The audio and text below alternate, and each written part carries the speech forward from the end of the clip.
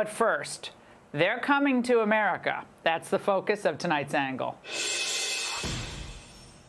He made his agenda clear back in 2019. No making migrants wait in Mexico any longer. The return of catch and release, open borders, and, of course, more refugees. I'll reverse Trump's detrimental asylum policies, raise our target for refugees to a level commensurate with our responsibility. I'd order a review of the temporary protective status to vulnerable populations who ripped apart by violence and disasters, including Venezuelans and Haitians. And now, almost 5 years later, because of Biden's pro-migrant fanaticism, both countries, Venezuela and Haiti, are using America as a dumping ground for their problems. Venezuelan gangs like the notorious Tren Aragua are flooding the border and committing horrific crimes here. And Maduro, of course, is happy they're someone else's problem now. And tonight, a warning of a new wave and new dangers posed to Americans because Venezuela just released 100 more hardened criminals.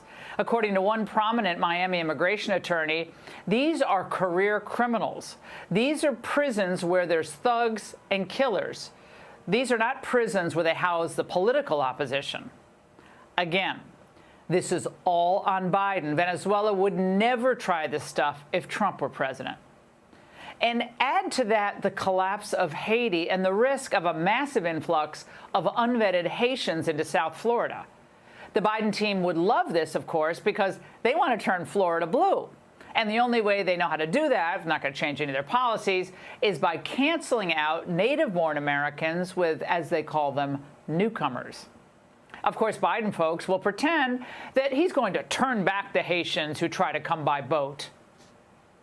I think you're right that the driving conditions in Haiti could very well press more people. So we've recently approved some additional assistance that we can provide to the Coast Guard. I think that has now fully been approved. We'll be providing notifications if we haven't already provide additional shipboard assistance. What does that mean? We assist the migrants on our boats? Yeah, well, okay, wait. We assist the migrants in the Rio Grande as well. They're all brought to shore. Although it is true that the maritime rules make it easier to turn people away, I wouldn't put anything past the Biden people when it comes to bringing people into this country. And when you think of the fabulous job that Antony Blinken has done in Ukraine, just imagine how he'll help Haiti restore democracy. We need to see a transition to elections, to a clear return to a democratic path. We now have $200 billion coming from DOD, another $100 million coming from the rest of the United States government in support of the multinational security support mission. None of that money will be wasted. None of it, I'm sure. Doesn't Tony Blinken always look like he just lost his best friend, by the way? Now, these people couldn't evacuate from Afghanistan, but they're going to restore democracy in Haiti? Money down a rat hole that we'll have to borrow or print again. Now, a real leader like Florida Governor Ron DeSantis protects his people first and certainly doesn't waste their hard-earned money. He's put his border agents on high alert for refugees who try to reach Florida. That is good news. But look, it's no coincidence that we're seeing chaos break out all across the globe when we have a weak, debilitated president at home. Why would Americans support throwing billions to other countries when they see this government sabotage our own country? It makes no sense. It's not that we don't have sympathy for Haiti. Of course we do. But their problems are decades old, and our meddling has usually made things worse. We rich countries that produce a lot of food should sell it to poor countries and relieve them of the burden of producing their own food. It's maybe been good for some of my farmers in Arkansas, but it has not worked. I did that. I have to live every day with the consequences of the lost capacity to produce a rice crop in Haiti to feed those people because of what I did. Later, we forced an unpopular president on Haiti. And what did that get us? Well, what we're seeing in the streets there tonight. And, of course, a humanitarian catastrophe unfolding that the American people are going to be asked to pay for. The fact is, for a variety of reasons, Haiti can't seem to get its act together.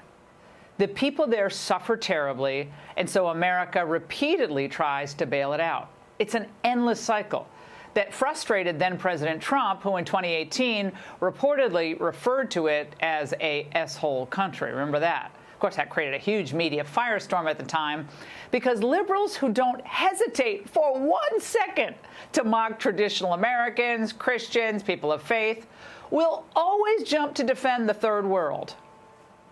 Many people have long held this belief that it's just chaos in Haiti. Absolutely untrue. You don't seem thrilled by this hat, no?